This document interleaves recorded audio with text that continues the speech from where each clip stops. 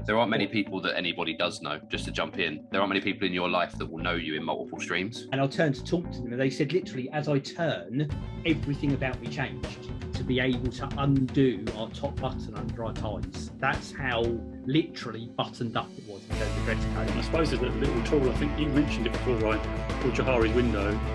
He looks like Clive Tildesley. You know who that is? I've got no idea. It's a football commentator. Oh, of course I've got no idea.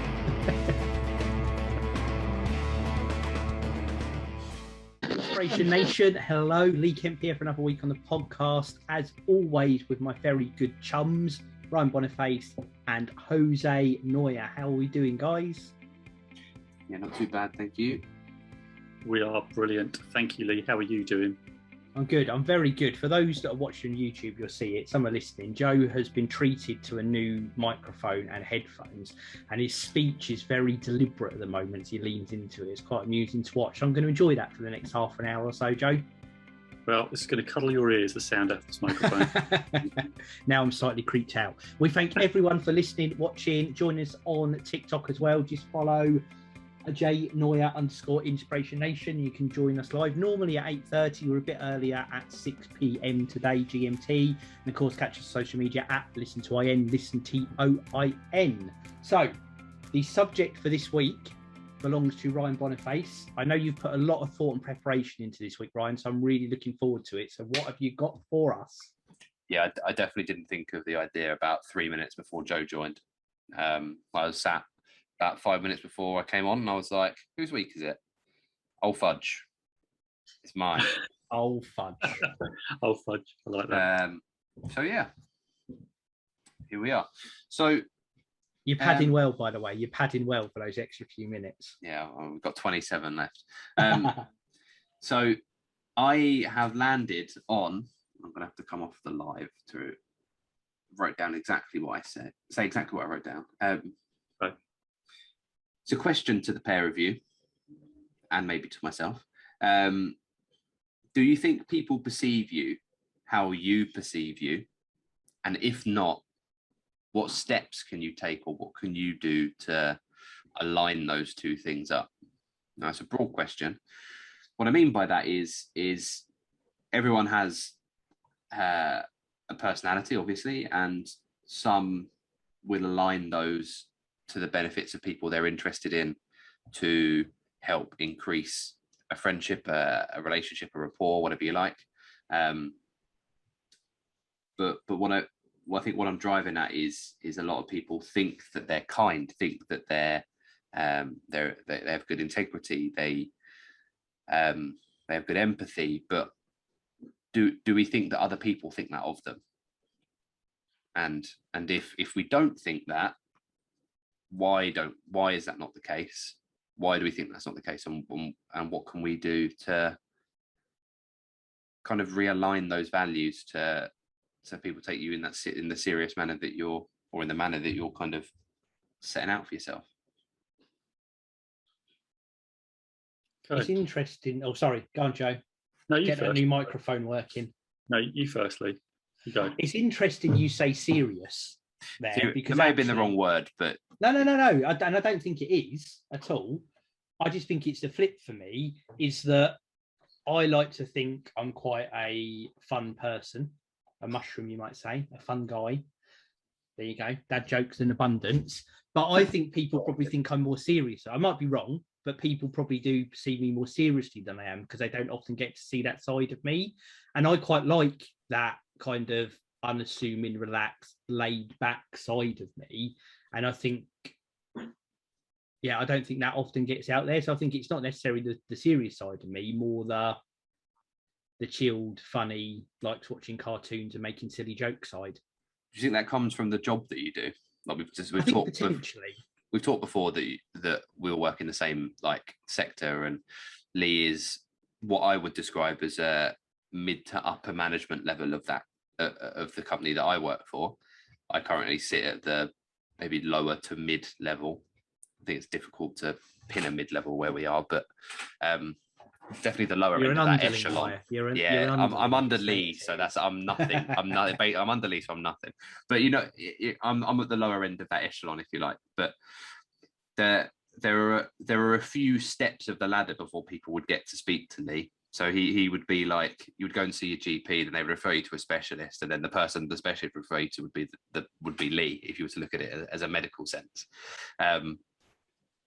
And I think that you, having been at the bottom of that ladder, you have to come across as serious, because if you come across as this, not that you're not nice, or not that you can't be nice, but if you came across as this nice person, you'd potentially be a pushover, and that you wouldn't be any drive for change. So Ryan's already established that I'm not a nice person. That's one for the list for today. I'll go and cry later. It's exactly not what I've said. No, In fact, I said the opposite.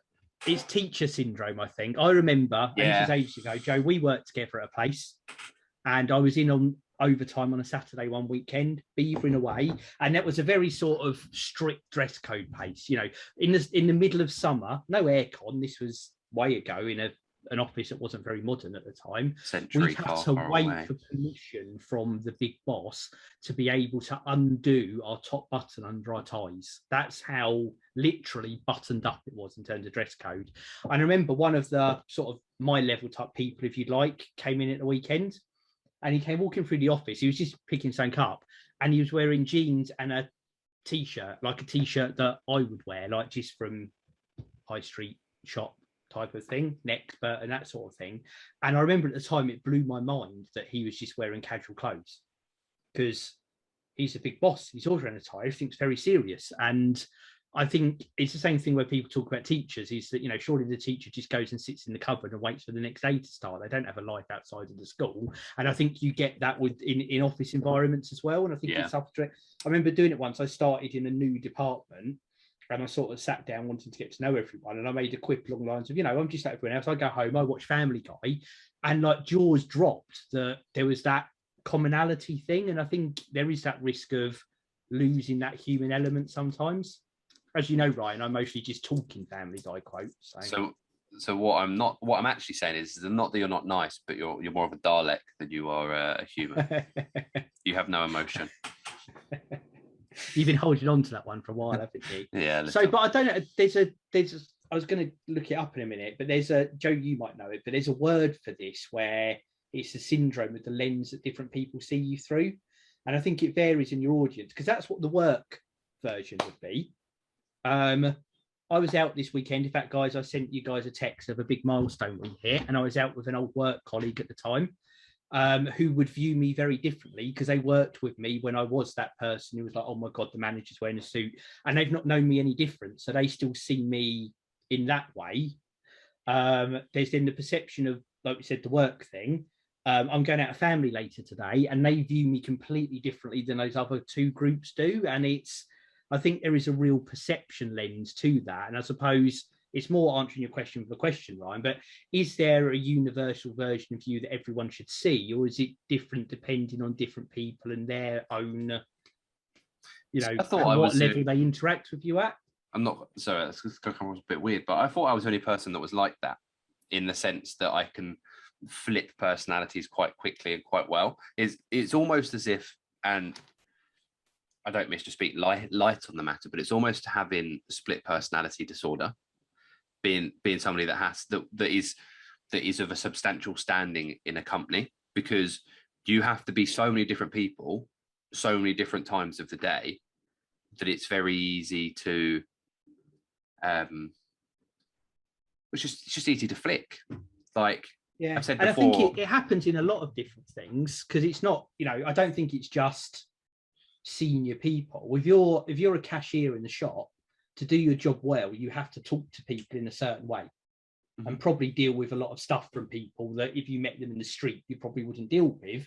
But you've got to temper how you are in that situation to be good at what you do or get by in what you do. And I think, again, family who you've grown up with will probably see you differently than a group of friends you're at school with, as opposed to friends you met in work, where you've probably reinvented yourself and become a different person. So I think, and I wonder it's down to how they perceive you, or you do actually change who you are depending on who you're around, which again is more of an open thought than a conclusion. Do you think you change who you are because that's what life experience, society wants you to be in that position? So are you the serious, quite lightheartedly serious person at work, in fairness to you, because that's what society says is the most successful, or is it just that you've fallen into that? I think it's a learned skill. I think I'd have people who know me across different boundaries. Like, same with both of you. You know me socially and in work, so you see two different sides. There aren't many people that anybody does know. Just to jump in, there aren't many people in your life that will know you in multiple streams. No, that's exactly right. There is a thing sometimes where people from different walks of my life will meet each other for various reasons. Diagram. Like, this is weird, but I've known someone who's told me, I've been talking to them, and some people who are more purely work come along, and I'll turn to talk to them, and they said literally, as I turn, everything about me changed. My posture, my tone, and they said they could just see me switch it. And I wasn't consciously aware of it, but I do think you know, especially from a work thing, you build up those skills. It's the same, if you're going for a job interview, you'd be very deliberate in how you presented yourself, as opposed to, again, back to the family and friends, where you're probably your most relaxed version of yourself, because you're not judged, or you don't need to require certain skills to do things. You can more just be you for you. Yeah. Conscious we've not let Joe say much. So what are your thoughts, Joe? He's looking very serious there as well. This is a serious side of Joe. He looks like Clive Tildesley. You know who that is? I've got no idea who that is. It's a football commentator. Oh, of course, I've got no idea. I know, with these headphones and everything, I'm trying to live up to your standards, Ryan. I'm trying to get that professional podcast look that you've got. Look at that, Joe. Oh, have you got new headphones, Joe? You've not mentioned it. Maybe you should drop new that headphones casually now and again. Everything. Yeah. He's got a new microphone, Lee, as he told you. Oh no, that's it. Yeah, that's good. Is that your perception? I've told you. Yeah. So for me, I think you're right. I think, how do you know how people perceive you? I suppose, because they've got their own thoughts, and I suppose there's a little tool. I think you mentioned it before, Ryan, called Johari's window. That's the one. Yeah, I wanted to do a more of a detailed conversation on it specifically, but I definitely couldn't have prepped it in like 9 minutes, so I didn't. Yeah, so you don't really know what people think until they tell you, and they might be holding things back that they don't tell you, that you don't know how you're perceived. So it's really difficult for me to say. I'm not quite sure, but you're right in terms of how you show up in different areas. That people know you as Dad, people know you as Joe, the trainer, Joe, the coach, whatever, Joe, the podcaster, whatever it might be. I've got a few extra words if you want me to throw them in. I suppose, should I let you do that? Go on, Lee, if you want. No, I don't want to have to tick that explicit box when we upload the podcast, so we'll leave it. Just remember our titles, Lee. There was a certain code that we followed. As Ryan knows, he got some titles, which was fantastic. And anyway. Oh yeah. So that was something I did mention to people the other day. Anyway, going back to the perceptions, I struggle with it. So I think you're right. When I was younger, I definitely acted a certain way. Lee, I was a team leader. Lee knew I was a team leader in the organisation we worked with, so I was probably different. Well, I'm not different to what I am now, but I try and be myself in as much place as possible. Of course, we still have a different perception, but I try and bring more of myself into those roles. I don't alter my personality as such, but I do slightly different behaviours, I suppose. And I am trying to be myself much more in different situations, so people see the real Joe as much as possible. That I don't want to have to put on so much energy anymore as to try and be someone different, because I find it exhausts me. So even today, when I was delivering some leadership coaching training, I'm really myself. Like, it's a more projected version, but it's more much like I do here, or when I speak to you guys, that I try and be myself in this situation. When I'm at home, my family, of course, my dad, the conversation will be different, but I do really try and just bring myself into that, because I think in the past I've tried to be a lot of different things to different people, maybe try to people please, and I found that really exhausting. And so I try and bring myself, and I don't always get it right, because obviously that thing, if you meet someone new, you're always going to, like you say, when you go to an interview, you're presenting a sort of version of yourself, that's trying to get the job or whatever, right? So that's my view of it. I just don't really know how people perceive me until they give me feedback. So I suppose that's my view on it. Until they give me that feedback, I don't really know. So that's where that Johari's window piece comes in for me. So that's where I sit with it. And it's just difficult to know, isn't it? Until someone says to you, "Oh, Joe, didn't like what you did there." You go, "Oh, okay, well, I need to alter that because I want to connect with that person in a better way." So that's really my view now. I don't know how you guys feel about that. I think it's weird because Did you just change my name on the screen, Ryan? yeah, I did. Because I love that.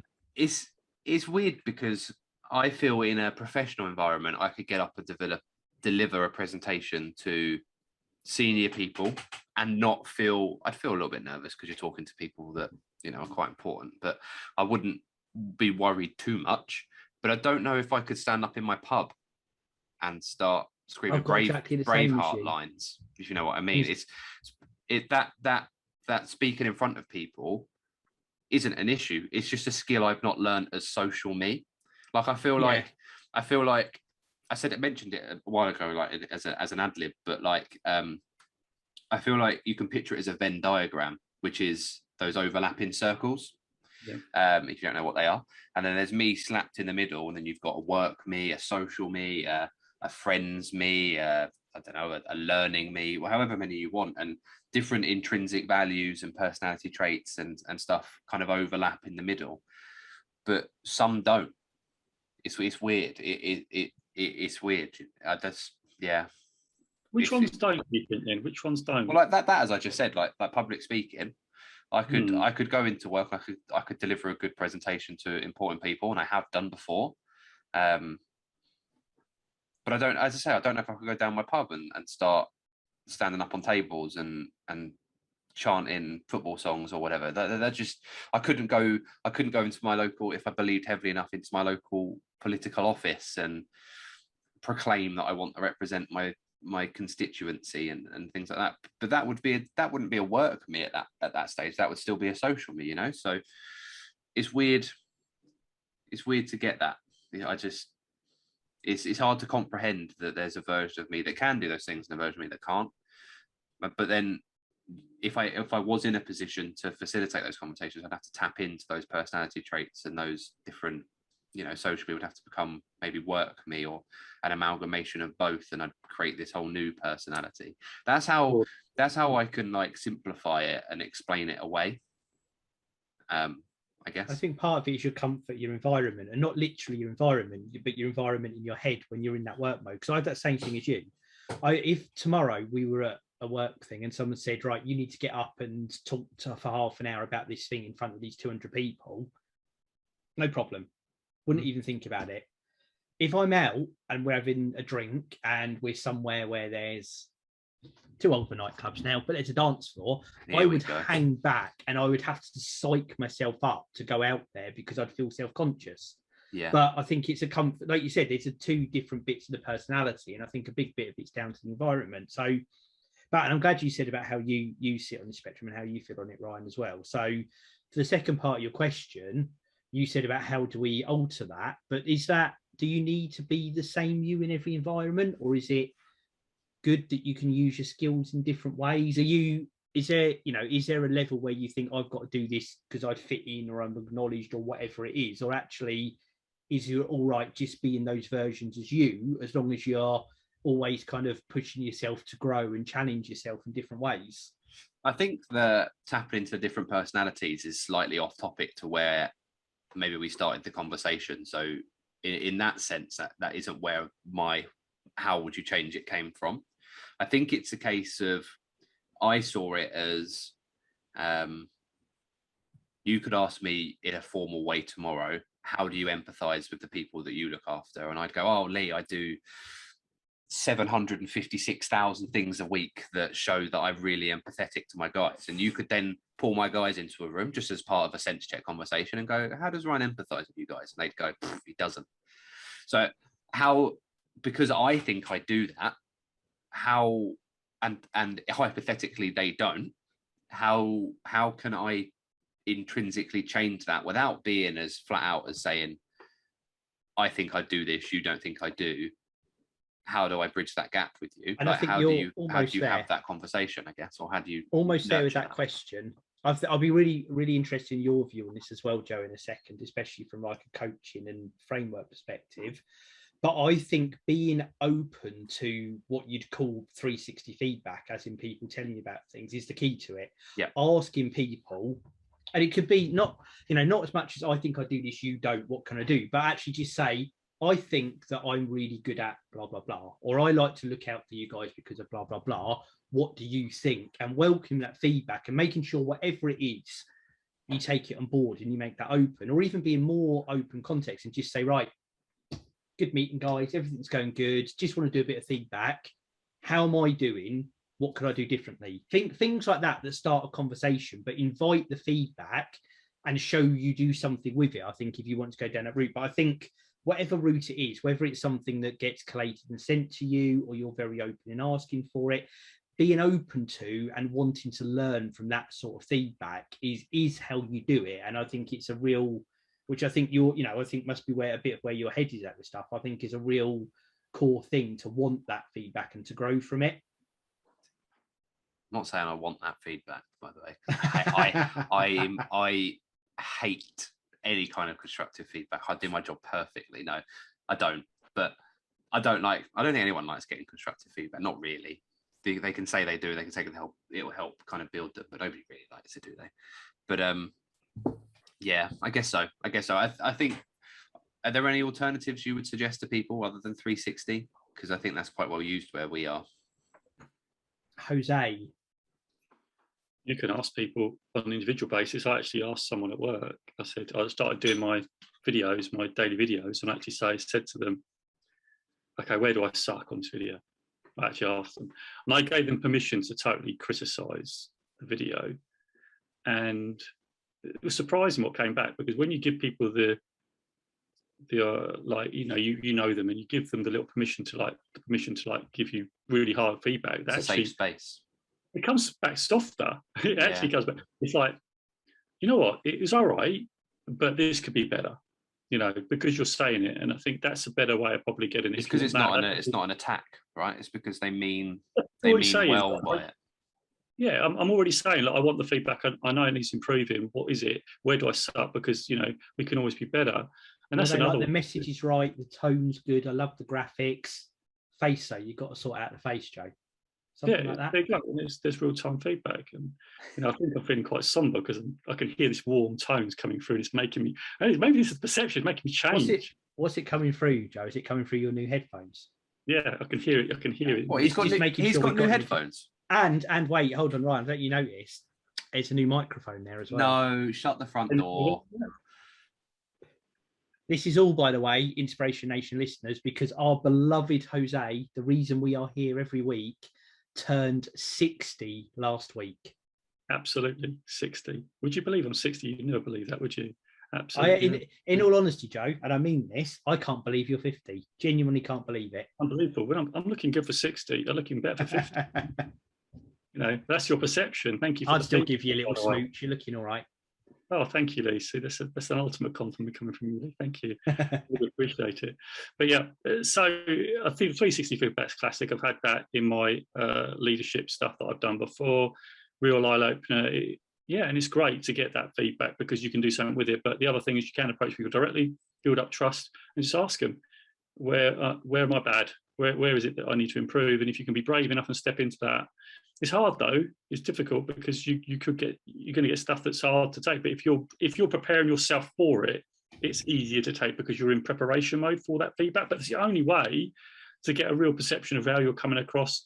And let's be honest, you'll never really know maybe all of it because they're going to keep some of it back. Even then, they'll probably keep something back. But how do you ever know? I don't think you'll ever know. There'll be stuff that people say that you won't ever know, but it'll come out. Maybe you keep an ear out. Maybe you become more aware of it. Maybe it's the unseen or unconscious behaviours towards you. Maybe you can pick up some of that, but then you're still perceiving it. You're still making a judgment call on something you see rather than them actually telling you what it is. And based on their agendas, what they've got, there's so much stuff to it that how do you know? It could drive you a little bit crazy, to be fair, if you just want to be perceived in a certain way. I think the only way you can sort of deal with it is just to be yourself, be authentic as much as you can, and deal with it that way, and then see what comes out of it. But just be you. Don't expend too much energy trying to be something you're not. Yes, you've got to act in certain ways in certain situations, but try and be yourself as much as possible. And that way you're connecting with people in a genuine way rather than trying to be something else to someone else because of a certain situation. But it's definitely a good, deep question that I really have enjoyed thinking about. And it's just brought to the fore that I just want to be myself as much as possible in every situation, as much as I can, irrespective of delivering to like senior leaders, which I've been doing, irrespective of them at home. I want them to know the real Jose, right, as much as possible. But there's always going to be stuff that you do keep in because it's your stuff, right? You don't want to unload stuff on people. So there is stuff you've got to do, but being your authentic self as much as possible, I think, is the only and best way to do it. That's my I love that. And the close thing for me, the thing this has put back in my head, and I'm getting more and more conscious as the year goes on. So my little journal, which I've not been very good at writing in, but the message, the being very conscious of leaving people with a good feeling, you know, just taking 2 minutes to have a conversation with people, make sure you're listening to what they're saying, smile, all that stuff. And I'm really conscious of that. And I think that's, again, in the real, you know, no matter what me is, there's always space to do that and be conscious of how other people are feeling. I'm really trying to make that a big part of who I am. And this has helped just reinforce that a little bit in my head. So this has been a good theoretical conversation, Ryan. I like it. I just want to add to that, because even though you do that, you're constantly wanting to leave them in a better place than they were, but you won't actually know that unless they give you something back to say, or even they could be saying that you do, but you haven't. And how do we actually know that? That is always going to be that question, but the intention is there. And I think that's bringing out the real you, and you actually having that value and intention to leave it in a better place will most of the time leave people in a better space. It's coming from an authentic place. That's the hope. That is the hope. Anything else, Ryan, you wanted to mention on this great topic? No, I don't think so. I think we've covered off a lot of things, and that it's important to work on yourself in the many different versions you may hold yourself to. And yeah, they're all you, really.